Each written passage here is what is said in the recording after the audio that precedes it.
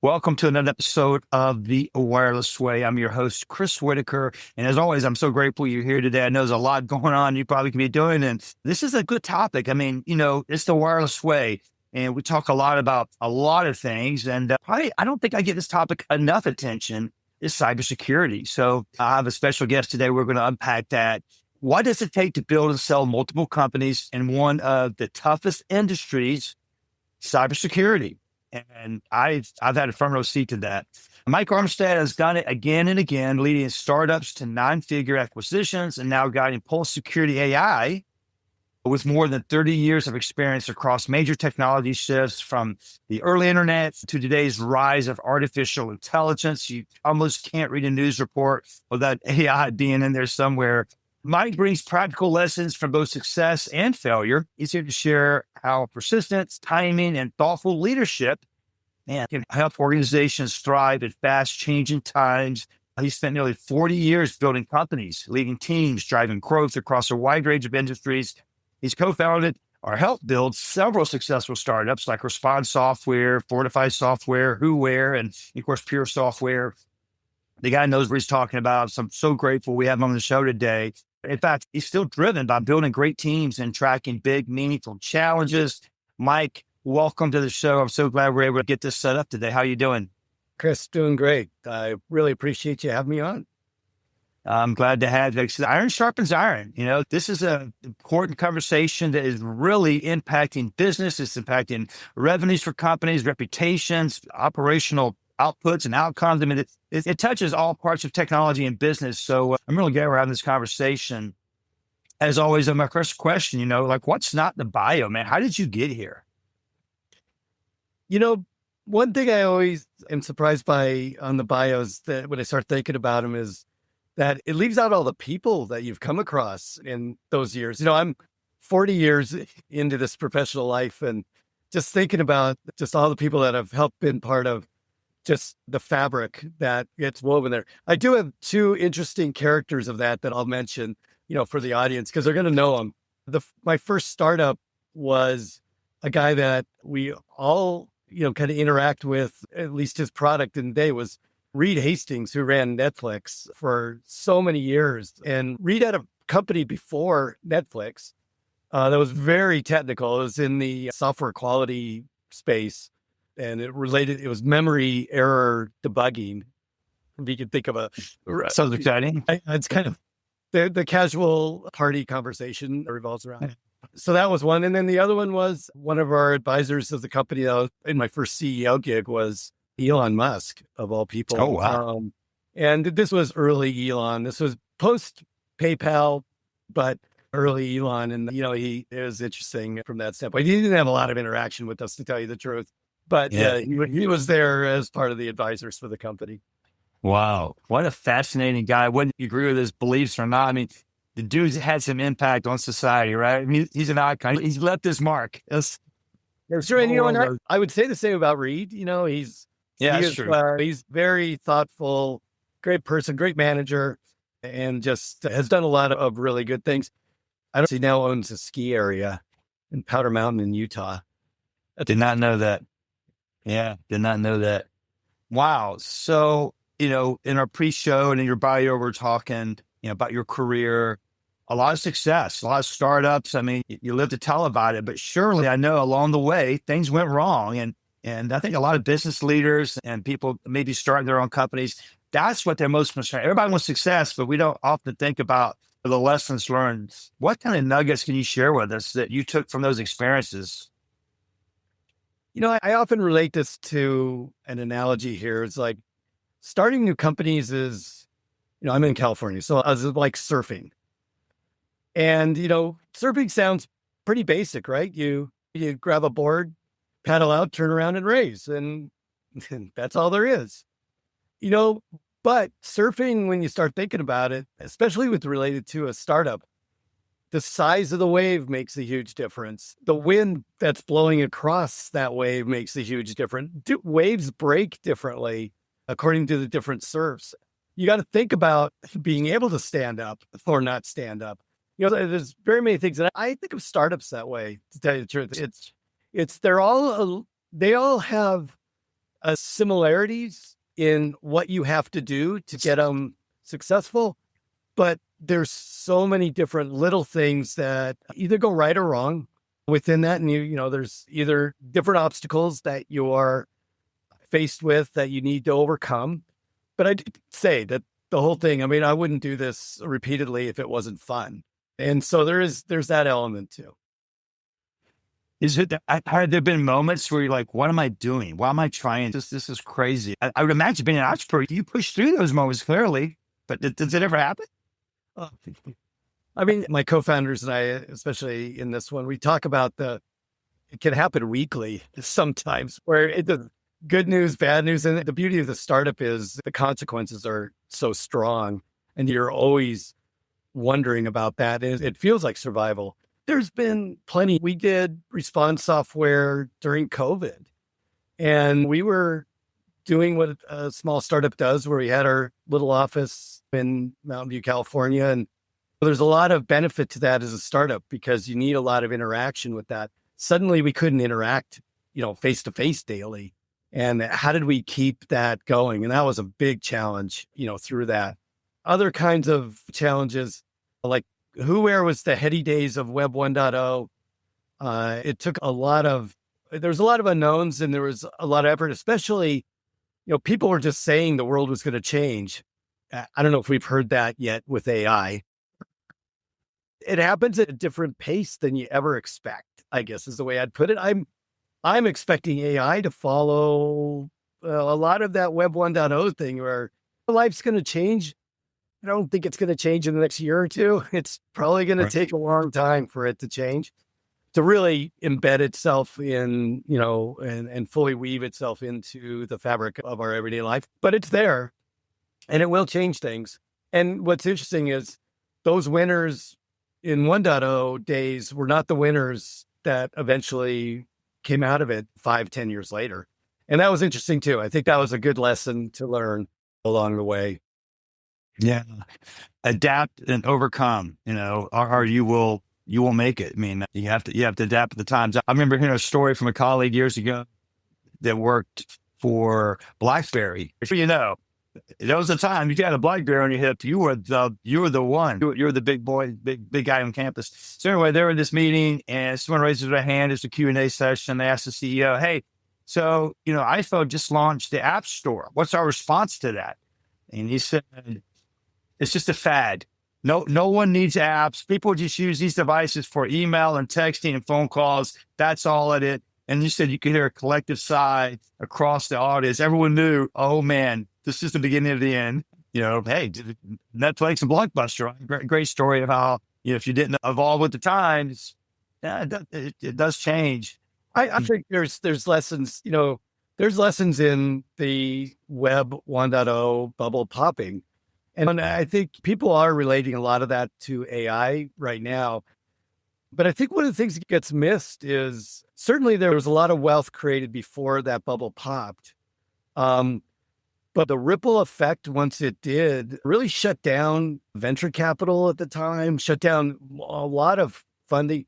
It was the same during the financial crisis. Sometimes those ripples get into places that you never thought they'd reach because you thought, I remember you just had mentioned this, Chris, and brought back a memory of, I had just taken that first CEO job in late 2000 and was told by my investors, "Oh yeah, this is just a head cold. It's nothing. We're going to get through this." Unfortunately, 3 months later, I'm having to lay off a quarter of the company because we wouldn't make it. We didn't have the finances to do it.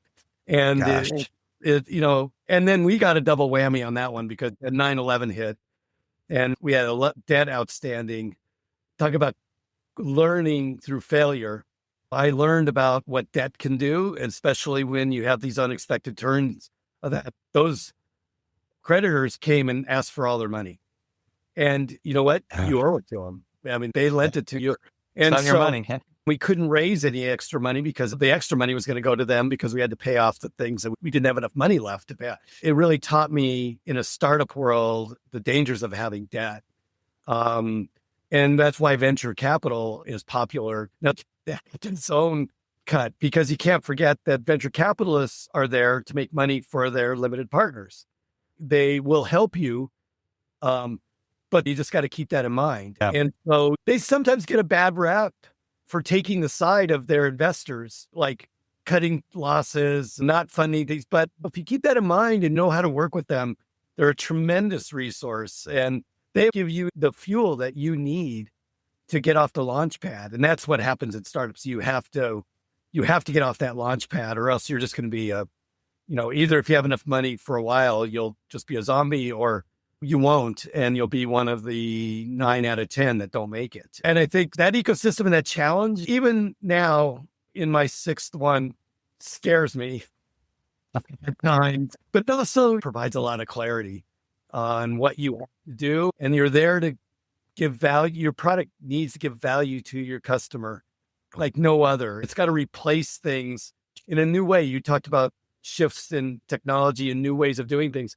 Absolutely. It's got to provide that and provide a value in that and do it in a way that's better than it was before. We'll be right back. I'm excited to introduce you to a brand new partner to the show. This wasn't a company calling saying, hey, I want to advertise on your show, although I would be nice too. But more importantly, this is me calling them saying, hey, I believe in what you stand for. I believe in your product. I want you to advertise on the wireless way. And here we are. So I'm so grateful to have this opportunity to share it with you. And of course, I'm talking about Pure Talk, America's wireless company, whose CEO is a veteran and served a couple tours in theater. A wireless company who believes in creating American jobs, which is why their customer service is right here in Georgia, where I'm located. So pretty stoked about that. And here's the deal. Pure Talk is on America's most dependable 5G network, same towers, the same networks as the big guys, but here's the catch, man. It's half the cost. You can get unlimited talk, unlimited text, and 5 gigs of data for just $25. Now, there's other options, but I can tell you the average person is using around 5 gigs because you're on Wi-Fi most of the day. But if you need more, you can get more at great rates. Now, the average family saves almost $1,000 a year on their cell phone, and not to mention the savings for businesses at Pure Talk Business. You can keep your phone, you can keep your number, or just choose the latest iPhones and Androids available. So just go to puretalk.com to save on your wireless bill. Make the switch today at puretalk.com and join America's wireless company, Pure Talk.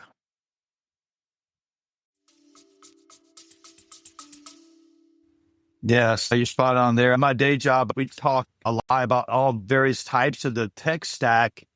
And oftentimes I may have a dozen suppliers that can do the same thing to solve for X. And of course, these dozen suppliers are like, hey, why are we getting the deal? Why is it not coming our way? I'm like, there's no differentiators. You look just like anybody else.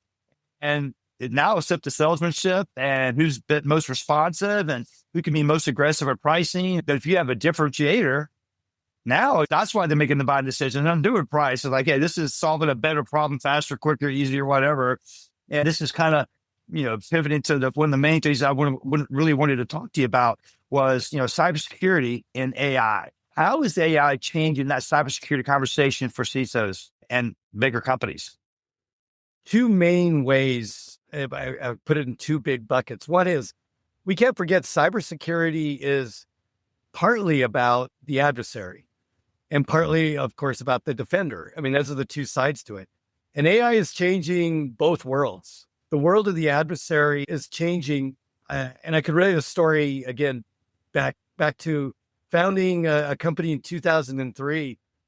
We actually talked to our investors and said the words, no way would another country attack a different country because it'd cause a war. And that was reality in 2003. Boy, today, a Chinese group or a Russian group or something like that attacking something else happens all the time, and we don't even bat an eye about it. So there's change that happens there. Now with AI, almost, just like AI can help, say, non-programmers write a program, it can help attackers that aren't technical actually have the tooling that they need to actually execute an attack. And an attack that works at a scale and a speed that our infrastructures aren't used to. So that's kind of the bummer side of how AI is affecting the world. The upside is it also gives the defenders new tools and different ways of using it. If you're a cybersecurity vendor and you don't talk about AI right now, maybe something's wrong with your marketing department or something, but it has real advantages. Now, in the history of cybersecurity, it has grown from practitioner level, technical level up. And that's just been its history. When we have had malware, we look for malware detectors. When we give access to people, we now have to control that access because a lot of the real important parts of companies are now in the cloud. So those are all really keys. But I also think AI gives the advantage to the leadership teams too. And that's a real unmined area that I think can shift the focus to being detection only, or, there's really the trend I'd say in cybersecurity is all about how fast you can detect something. And we should be also thinking about how to build the prevention side up. How do we actually deter the attack happening in the first place because our defenses are so strong? AI is definitely having that big impact. And what I'm doing now and what pulled me out of retirement was the fact that I think I can make a difference and our company can make a difference in having some more proactiveness to this through the use of this new technology, AI. That's fantastic. I mean, yeah, there's tremendous investments being made by companies. There's cybersecurity insurance. You got CISOs, you got all these layers of developers and coders. I thought someone was telling me there's like hundreds of thousands of open job recs for cybersecurity professionals. So there's a lot of investment going on, a lot of activity, but is there trouble in paradise? I mean, is all this investment, is it failing to deliver what people need to protect their companies and their data? What are your thoughts on that? I'd say, there's always been this arms race that happens in cybersecurity. And we're actually at a time right now where the attackers have a bit of the advantage. I would give them that. It's scary. And it is scary within that. And you have certain things that are novel today. You have something called a prompt injection, which is basically having the attackers send a prompt to a perfectly well-meaning LLM and having it do what it's not meant to do. And, either you make use of the infrastructure there or the answers, things like that. I think where AI has the consumer or public has caught their imagination is in the deep fakes that can happen now, and just how good the imagery is, and the fact that you can stick people in what looks like, certain circumstances that they'd never be in, and you can kind of make that image look really real. I mean, those are pretty novel now.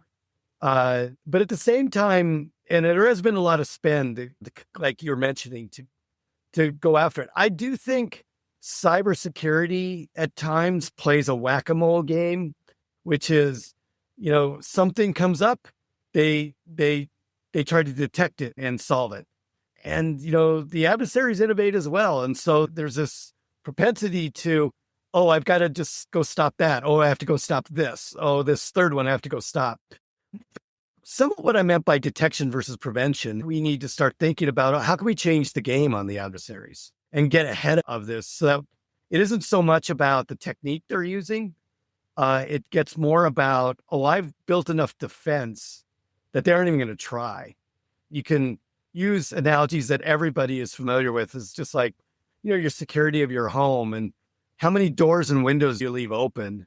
So that makes it easy for them. And then you go on your vacation for a week and see what happens.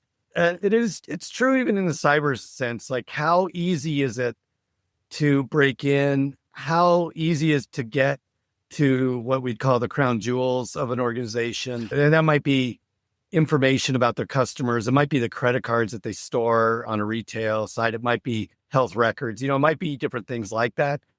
But you need to build the defenses that do that. And you need to think proactively of how do I thwart those innovations that the adversaries are using.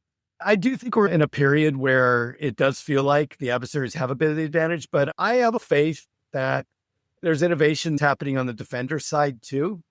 And mostly companies are trying to do good. And, I think society mostly is good at kind of thwarting these things that are bad. And we'll get there. And I think we're going to have to continue to spend, unfortunately, for that. But part of that spend, we have to remember, is the businesses are using these technologies. I keep saying new with AI, as we both know, it's not really a new technology, but I think the current models, the LLMs and things like that, are kind of new to the landscape, but they're using these things for really good business reasons. It's advancing the ball. It's helping make interactions with their customers better. It's being able to describe things better for people. It's increasing the speed of that. And it's cybersecurity's job to mitigate the risk that comes with that. And you had mentioned too, Chris, the attack surface has expanded now. Yep. And so it's the job of cybersecurity to help protect that expanded network. But I think that's where innovations are happening. And I do think that to enable the business, we need to do the spend that mitigates that risk. Because if you don't, consumers and other people, whoever your customers are, lose trust in your systems, and that is going to be bad for business. So, that spend has to be there. It doesn't have to be extreme, but it needs to do its job. Yeah, what's the saying? You think it's expensive to deploy this? To see how expensive it is to not deploy it. Because if once you get bit by, do you have any insight on what is the size of a company to be a good target for a cybersecurity bad actor? I mean, if someone was going after a company, do mom and pops have to worry, or is it just Fortune 500s? Yeah, here's where something we just discussed earlier comes into play. I think the technology right now can cast a very wide net. And so normally it wasn't that they would go after the mom and pops. Depends on the actor, the threat actors. They're a well-organized criminal organization. They're going to do the Willie Sutton thing. And, why do you rob banks? Well, it's because that's where the money is. The adversaries will go after where the money is, whatever that means to them. There's other targets. There certainly can be targets for just causing disruption to the organization just for the heck of it. We're starting to see a bit of a rise of that. If you think of a year and a half ago, the casinos were hit with a ransomware thing, but it was primarily just to disrupt in the end. It was a very expensive disruption, but it was to do that. And I think they've traced down even the Jaguar Land Rover incident that shut down manufacturing of those cars to an actor group that was more or less kind of protesting kind of stuff. It could happen to mom and pops, especially if there's easy pickings to take. So, I often am talking to people about just good security hygiene. You still need to have your passwords under control. And by that, I mean, these used to be, they'd say change of every 2 weeks. Well, people then forget their passwords and revert back to something super easy to remember and or apply to all their things. And it's much better to have a very lengthy password, but maybe use a password manager now. You do have to worry about someone getting into that password manager, but that's a lot harder for the hackers to do than them remembering security 123 as your password. So for organizations, that gets into things that are their IT infrastructure has to withstand real basic stuff. And these days, a lot of it's in the cloud. So you got to watch your access, pay attention to that. And if people are no longer with your organization, you got to remember to cut off their access. And it's not that they're going to necessarily cause a problem, but that's something out there that maybe a bad guy could use. We talk a lot about, I'm a longtime application security person by training. Software runs a lot of our businesses, and we've got to make sure that it doesn't have holes in it. Absolutely. Yeah. So yeah, I talk to a lot of companies every day, and some of them may have thousands of cell phones and tablets. Back to your point, we do this analysis on their expenses, actually, and we find out that 10% of their 1,000 phones are still active, and there's no employee there to use them. They just never turned it off, and it still has OneDrive on it, and maybe it has the share folders on it and share drives, whatnot, and all the corporate data's on there. It's like, do you even know where this phone is? And they don't. It's probably some drawer somewhere, or the employee just shoved it in a box when they left. Along that lines, again, being the IoT guy that I am, What are your thoughts on how many IoT sensors are deployed in businesses and even at home? I think about my Nest thermostat, my Ring cameras, smart TVs, smart refrigerators, everything's smart, this, smart that. It always surprises me how lack of cybersecurity conversations are being had for those kind of deployments. I mean, have you ever been involved in any of those kind of conversations with IoT? Some of the people that we've serviced and had as customers have a lot of IoT portions to it. And some of it had strong ramifications, like being a power company or gas line. And they certainly do think very seriously about that. But it's not as much in the consumer end of things. I wish it was, to tell you the truth. Like you start here, yeah, surprised by it. So am I. There's a whole generation, and I know because I have 4 kids, that don't think about it, I think, enough to say, do I really want to have an opening here that could be taking it? Now, I do drive a Tesla, and I know it's recording wherever I'm driving and things like that. But there's some of that there's a balance, I guess I'd say. What are you willing to accept to give out to have a better experience versus what do you not want to have out there as an experience? And so, because these things are going to be used in one way or another, and we have to be thinking about that. In the IoT side, I do think there was such an expansion of making the product better by giving it a way to talk to external to itself. But that opened up that attack surface, and that attack surface can be used. And, there's plenty of hacks that started from the HVAC system, because that's how somebody gained access to the network. And then, as adversaries can be, very patiently moved around the network without triggering, a bunch of tripwires until they found out there was something worthwhile to extract, and then they extracted it.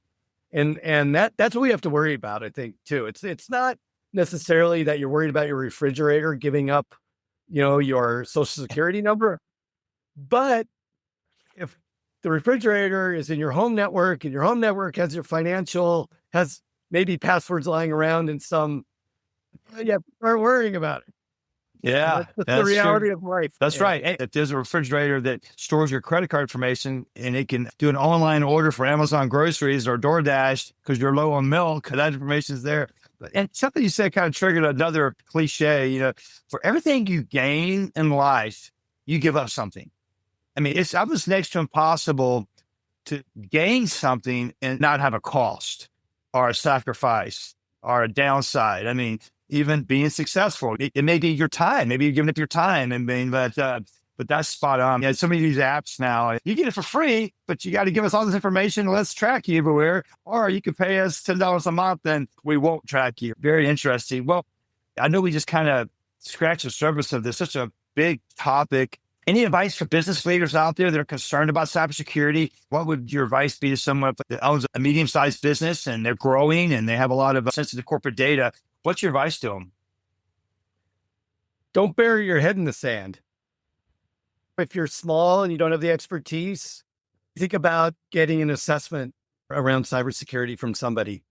There's plenty of very reputable people that can do that.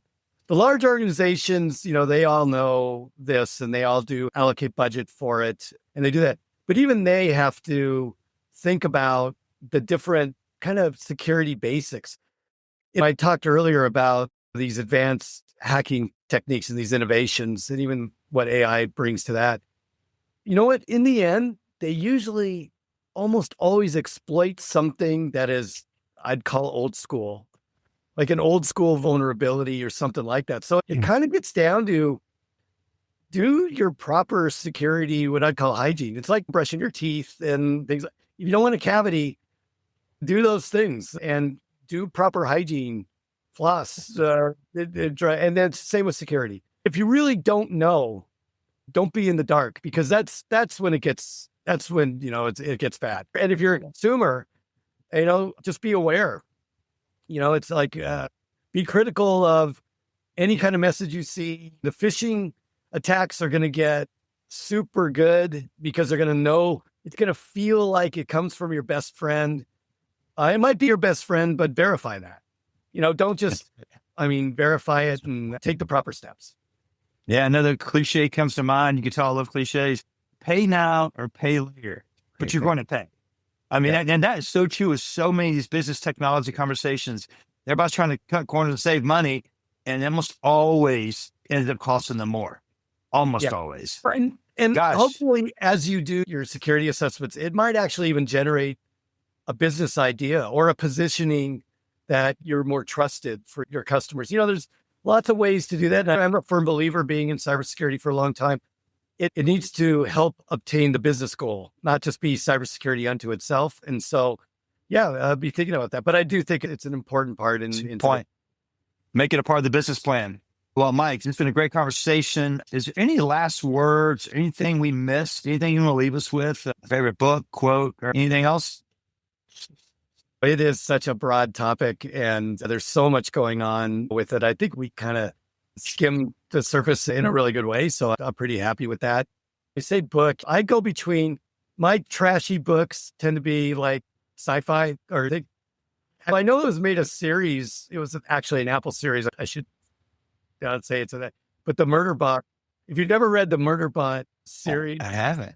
They're extremely, they're good sense of humor in them, but some really good. You should pick. I will look it up. No, I like sci-fi. I like anything with technology. It sounds scary already.